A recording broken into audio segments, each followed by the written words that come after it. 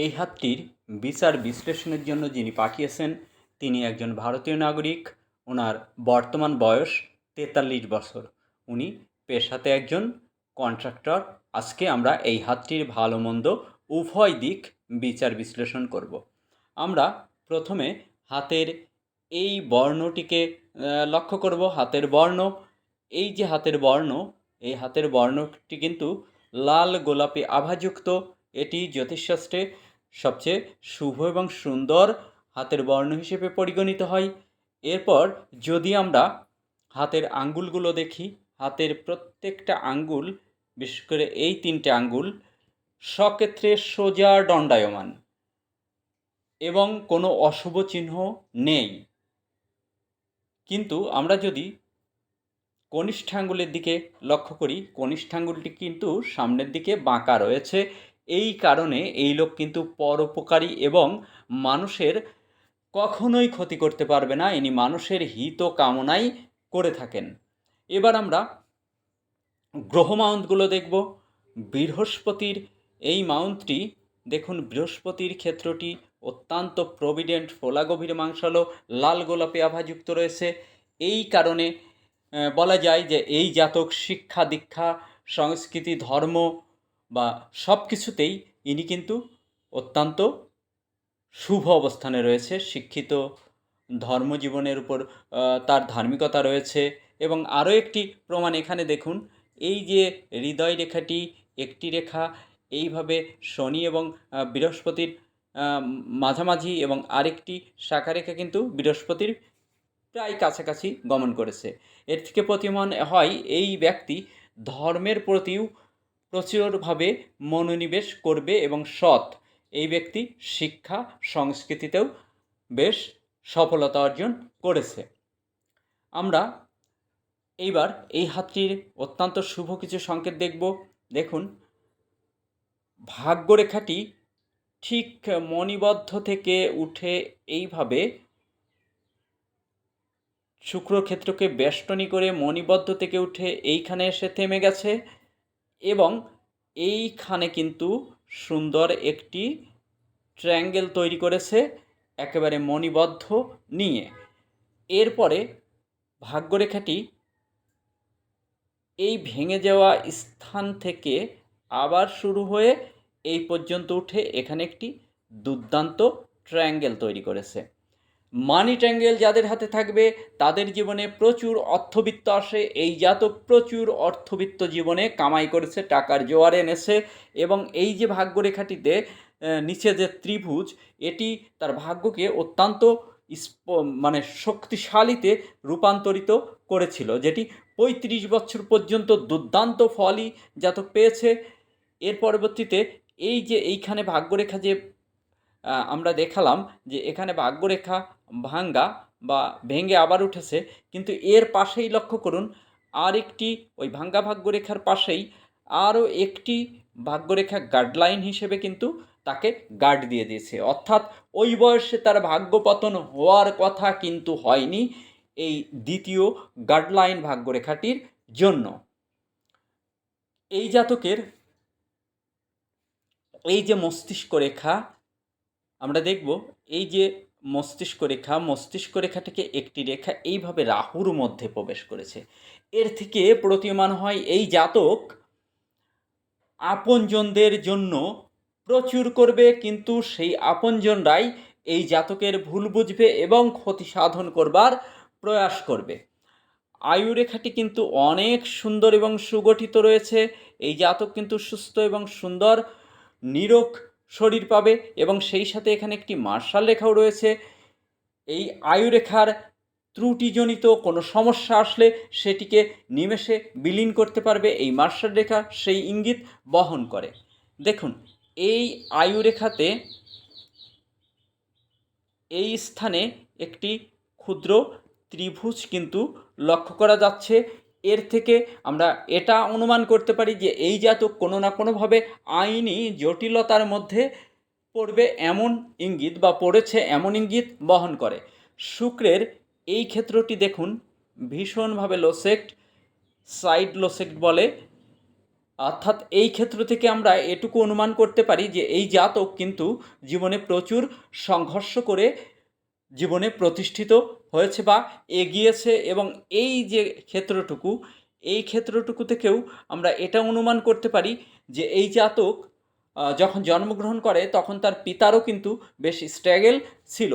তার অর্থাৎ এই জাতক সম্পূর্ণরূপে স্ট্রাগল করে সংঘর্ষ করে জীবনে প্রতিষ্ঠা পেয়েছে, কিন্তু আইনি জটিলতা, আপনজনদের থেকে বিতাড়িত বা আপনজনরা শত্রু, যাদের উপকার করছে সেই শত্রু, এমনটি কিন্তু এই জাতকের জীবনে হরহামেশ এসে থাকে। আর এই যে কেতুর স্থানটি কিন্তু একেবারে ফোলা, একেবারে ফোলা, একেবারে এখানে একটুও তরল বস্তু দিলে দাঁড়াবে না। কেতুর কিন্তু তার ভীষণ অশুভ। এই কেতুর থেকে আমরা এমনটি প্রতীয়মান করতে পারি যে এই জাতকের চারিপাশে গুপ্ত শত্রু দ্বারা ইনি পরিবেষ্টিত রয়েছে, এবং গুপ্ত শত্রুর কারণে কিন্তু এনার ভাগ্য পতন বা কর্ম পতন হবার সমূহ একটি সম্ভাবনা, এবং এই জাতক তেমনটিতেই এখন পর্যন্ত ভুগছেন। আমরা এবার যদি রবি রেখার ক্ষেত্রে যাই, দেখুন এই হাতে দুর্দান্ত রবি রেখা রয়েছে, কিন্তু এই রবির এই স্থানটি কিন্তু অত্যন্ত অশুভ রয়েছে। অর্থাৎ সুন্দর রবি রেখা থাকা সত্ত্বেও জাতক কিন্তু সুনাম পাবে না, যশ খ্যাতি এটি থেকে কিন্তু জাতক অনেকাংশে বঞ্চিত হবে, এবং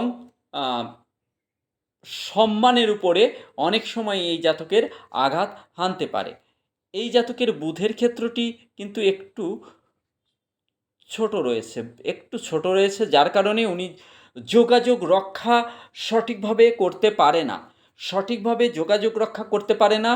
এমনকি উনি এই জাতক সঠিক সময়ে সঠিক ডিসিশনও নিতে অনেক সময়ই ব্যর্থ হয়ে থাকে।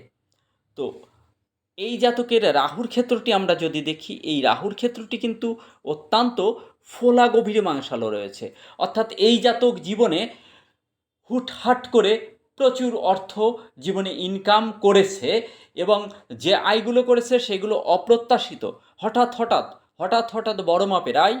এবং এই জাতকের আরও একটি অত্যন্ত শুভ সংকেত রয়েছে, যেটি হচ্ছে এই বৃদ্ধাঙ্গুলিতে দেখুন একটি সুন্দর চোখের মতো চিহ্ন রয়েছে। ঘনার একটি বচন রয়েছে, যার হাতে আসে শশী সে খাই বসি বসি।